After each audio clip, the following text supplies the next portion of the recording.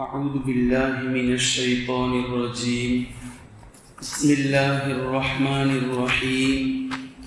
حاميم والكتاب المبين إنا أنزلناه في ليلة مباركة إنا كنا منذرين فيها يفرق كل أمر حكيم.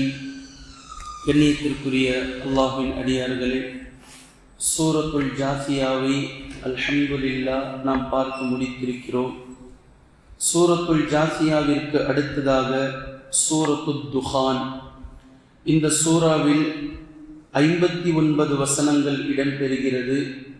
நபி ஸல்லல்லாஹு அலைஹி வஸல்லம் அவர்கள் மக்காவிலிருந்து புலம்பெயர்ந்து ஹிஜ்ரத் செய்து மதீனாவிற்கு செல்வதற்கு முன்னால் இறங்கிய மக்கி சூறாவாகும் இது. குர்ஆனுடைய தொகுக்கப்பெற்ற வரிசையில் 44வது சூறாவாக இருக்கக்கூடிய இந்த சூறா நபி ஸல்லல்லாஹு அலைஹி வஸல்லம் அவர்களுக்கு வஹியாக அறிவிக்கப்பட்ட வரிசையில் சூரத்து ஸுஹ்ருஃபுக்கு அடுத்ததாக 64வது வஹியாக இறங்கிய சூறாவாகும் இந்த சூறா. இந்த அத்தியாயத்தில் வரக்கூடிய 10 மற்றும் 11வது வசனத்தில், அதாவது துஹான் என்ற வார்த்தை இடம்பெறுகின்றது. மறுமை நாளுக்கு முன்னால் அல்லாஹு தாலா வானிலிருந்து ஒரு புகை மூட்டத்தை அனுப்புவான். அந்த புகை மூட்டம் மனிதர்களை சூழ்ந்து கொள்ளும்.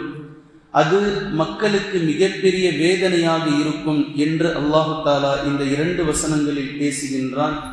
ஃபர்தகிப் யௌம தஅத்திஸ் ஸமாஉ பிதுஹானின் முபீன் என்று வரக்கூடிய 10வது வசனத்தில் இருக்கக்கூடிய துஹான் என்ற இந்த வார்த்தை தான் இந்த சூறாவிற்கு பெயர் வருவதற்கு காரணமாக இருந்திருக்கிறது.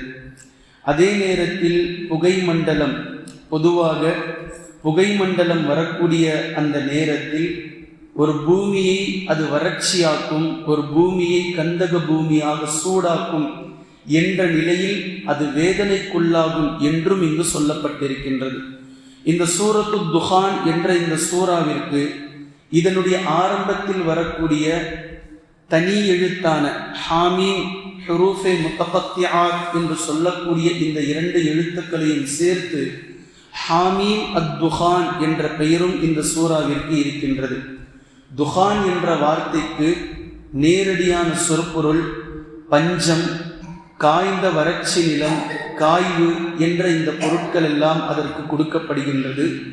பொதுவாக ஒரு புகை சூடான நிலையில் ஒரு பகுதியை வந்து சூழ்ந்தால் அந்த நிலத்தை, அந்த இடத்தை அது நாசம் செய்வதனால்தான் புகைக்கு துஹான் என்ற பெயர் கொடுக்கப்பட்டிருக்கின்றது. அரபியில் துஹான் என்ற இந்த வார்த்தைக்கு அதுஹினா, தவாஹின், தவாஹீன், திஹ்னான் போன்ற பன்மை பொருட்கள், பன்மை வார்த்தைகள் அதிலிருந்து பெறப்படுகின்றது.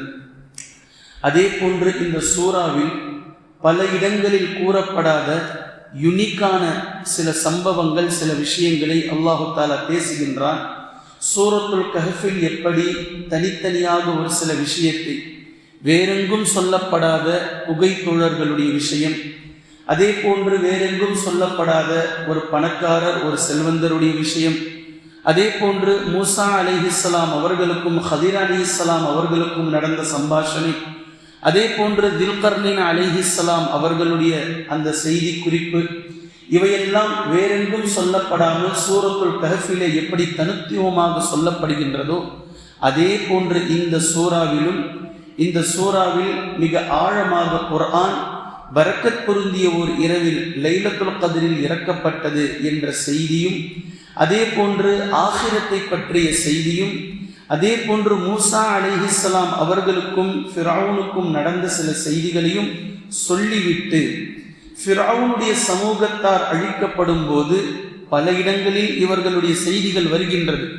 இந்த இடத்தில் அல்லாஹு தாலா கூடுதலாக இந்த உலகம்தான் தங்களுடைய நிலையான வாழ்க்கை என நினைத்து வாழ்கிறார்களே, இப்படிப்பட்ட மக்களுக்கு பொட்டில் அடைத்ததை போன்று அல்லாஹு தாலா ஒரு மிகப்பெரிய ஒரு வார்த்தையை பேசுகின்றான்.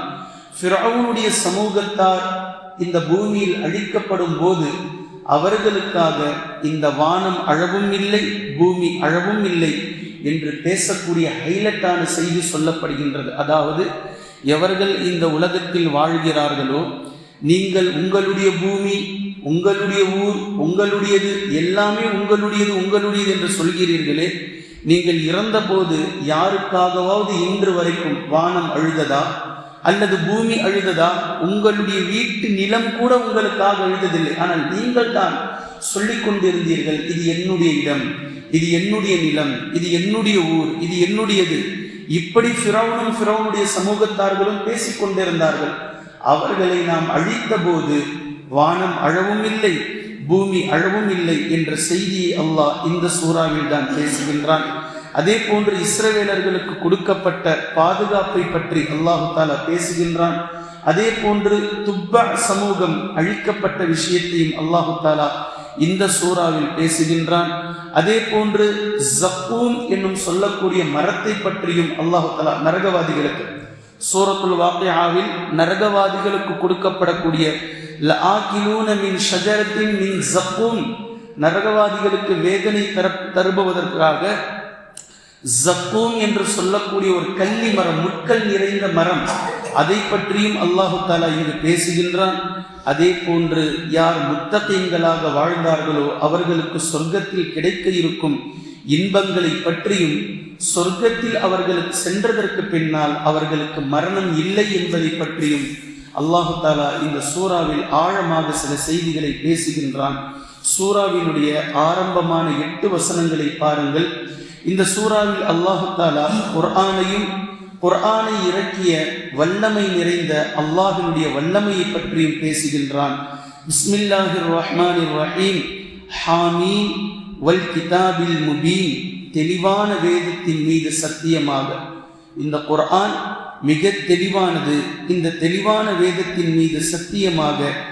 இன்னா நிச்சயமாக நாம், அன்ஸல்நாஹு ஃபீ லைலத்தின் முபாரக்கத்தின், பரக்கத் பொருந்திய ஒரு இரவிலே இந்த குர்ஆனை நாம் இறக்கினோம். அதாவது லைலத்துல் கத்ரில் பரக்கத் பொருந்திய ஒரு இரவில் இந்த குர்ஆனை நாம் இறக்கினோம். இன்னா குன்னா முந்திரீன். நிச்சயமாக நாம் எச்சரிக்கை செய்பவர்களாக இருக்கிறோம்.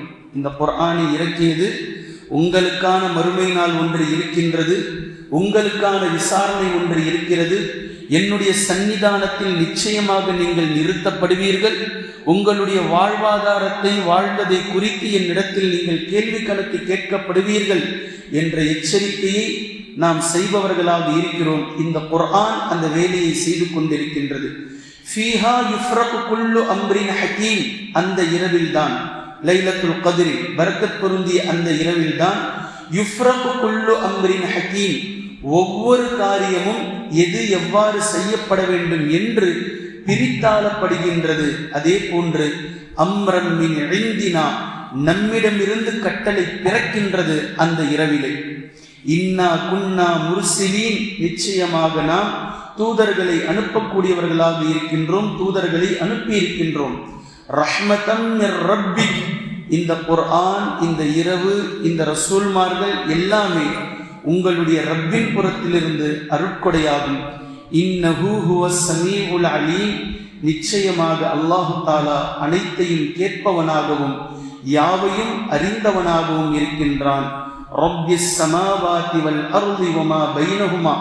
வானங்களுக்கும் பூமிக்கும் அதே போன்று இவை இரண்டிற்கும் இடையில் இருக்கக்கூடிய ஒட்டு மொத்தத்திற்கும் அவனே ரப்பாக இருக்கின்றான். மேலும் இன் குன்தும் மூகினீன், நீங்கள் உறுதியாக அவனை நம்புபவர்களாக இருந்தால் இப்படி நம்புங்கள்.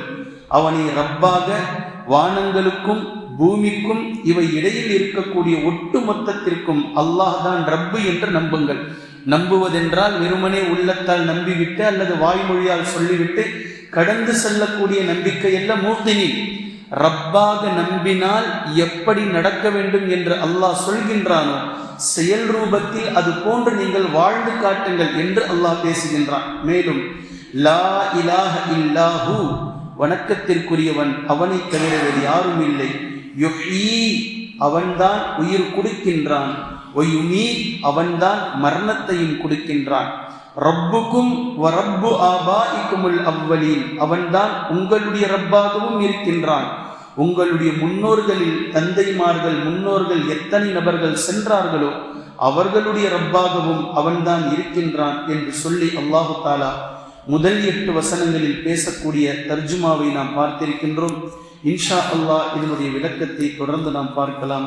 குர்ஆனையும் ஹதீஸையும் தெளிவாக விளங்கக்கூடிய நன்மக்களாகவும் அதை நடைமுறைப்படுத்தக்கூடிய மக்களாகவும் அல்லாஹ் நம்மை ஆக்குவானாக. சுப்ஹானக்கல்லாஹும்ம பிஹம்திக அஷ்ஹது அல்லா இலாஹ இல்லா அன்த அஸ்தக்ஃபிருக